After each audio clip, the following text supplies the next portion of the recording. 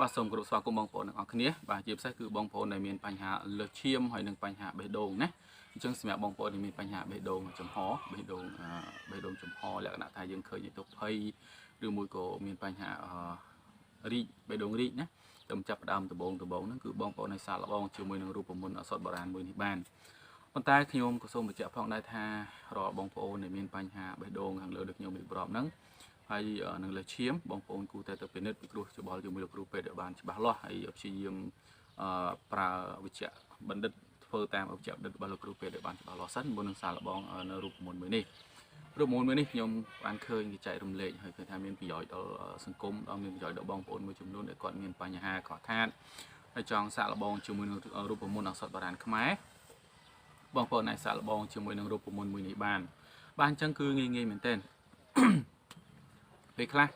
របស់ដែលដុសជុំវិញផ្ទះយើងហ្នឹងក៏យើងមិនដឹងពីអត្ថប្រយោជន៍របស់វាតែប៉ុណ្ណោះ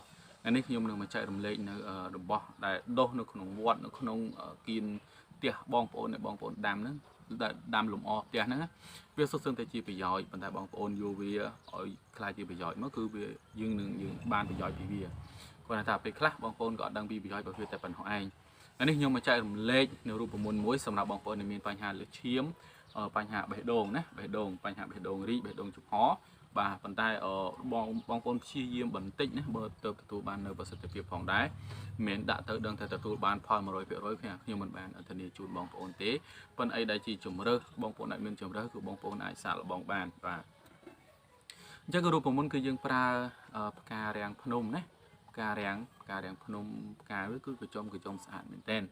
ជាពិសេសផ្កាទាំងអស់នេះយើងឧស្សាហ៍ឃើញនៅតាមវត្តអារាមគឺសម្បូរណាស់គឺតាមវត្តតាមផ្ទះតាមបូរីតាមអីហ្នឹងឃើញឧស្សាហ៍មានគេដាំដែរប៉ុន្តែដែលពិសេសនេះគឺខ្ញុំឃើញតាមវត្តច្រើនមែនបាទតាមវត្តជាកន្លែងទីសក្ការៈបូជាហើយដោយសារព្រះសង្ឃឬក៏លោកអាចារ្យគាត់ដាំដើម្បីប្រពរំលឹកគុណព្រះសម្មាសម្ពុទ្ធដែលបរិនិព្វាននៅក្រោមដើមរាំងភ្នំនោះឯងហ្នឹងហើយអញ្ចឹងគាត់តាមដើមនឹងច្រើនហើយយើងបេះវាទាំងផ្កាកញ្ចុំនឹងមកឬមួយក៏ធ្លាក់ឲ្យយើងរើសវាស្អាតនឹងមកបាទតមកបងប្អូនយកវាលាងទឹកឲ្យស្អាតហើយបងប្អូនអាចយកវាទៅហាលឲ្យក្រៀមបាទហាលវាឲ្យក្រៀមតិចមកបើសិនជាបងប្អូនចង់ឆុងដូចតែក៏បានបងប្អូនចង់ដាំទឹកពិសាក៏បានប៉ុន្តែបើសិនជាបងប្អូនឆុងដូចតែគឺយើងត្រូវតែយើងដាំទឹកឲ្យពុះល្អមែនទែនហើយគឺយើងដាក់វាប្រហែលជា2 3សន្លឹកហ្នឹងទៅឬក៏មួយច្រប់ប៉ុណ្ណេះក៏បានដែរយើងពិសាវាដូចតែចឹងមួយថ្ងៃ3ដងឬមួយក៏ហូបជំនួសទឹកតែម្ដងក៏បានដែរប៉ុន្តែថាបើសិនណានេះយើងទុកចោល10នាទីទៅឲ្យវាចេញជាតិសិនហើយបើសិនណាយើងដាំវាល្អជាងដោយសារខ្ញុំថាល្អជាង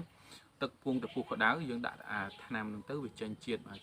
ល្អមែនទែនអញ្ចឹងគឺវាចេញជាតិហើយគឺបងប្អូនអាចពិសាបានតែម្ដងចំណុះទឹកប្រហែលជា1លីត្រឬក៏3លីត្រហ្នឹងបងប្អូន3លីត្របងប្អូនដាក់មួយច្រប់ធំនេះមកបាទហើយបើសិនណាទឹកមួយកំសៀវកន្លះហ្នឹងគឺយើងដាក់ប្រហែលជាមួយច្បិចប៉ុណ្ណេះមកបាទបងប្អូនលៃមើលតាមហ្នឹងទៅណាប៉ុន្តែបើសិនណាថាដាក់ទៅរៀងដូចស្ទើរថ្នាំបងប្អូនថែមតិចទៅហើយយើងថែមវាលើសនឹងតិចទៅបាទអញ្ចឹងគឺរូបមន្តមានប៉ុណ្ណេះទេបាទសូមចែករំលែកវីដេអូនេះទៅកាន់បងប្អូនដែលមានបញ្ហាលើសឈាមណា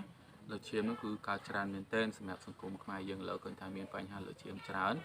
សូម្បីតែខ្ញុំផ្ទាល់ក៏មានប្រវត្តិលើសឈាមដែរដោយសារបេះដូងយើងដើរញាប់អញ្ចឹងទៅវាច្បាច់ទៅបេះដូង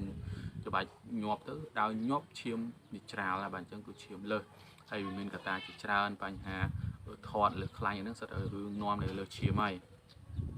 ទី2គឺបញ្ហាបេះដូងណាបេះដូងរីកបេះដូងចំហខ្សោយបេះដូងអីហ្នឹងគឺបងប្អូនអាចសាកល្បងជាមួយនឹងរូបមន្តមួយនេះបានកុំភ្លេច share វីដេអូនេះទៅកាន់មនុស្សជាទីស្រឡាញ់ហើយនឹងមិត្តភក្តិទាំងអស់គ្នាបាទសូមអរគុណសូមជម្រាបលា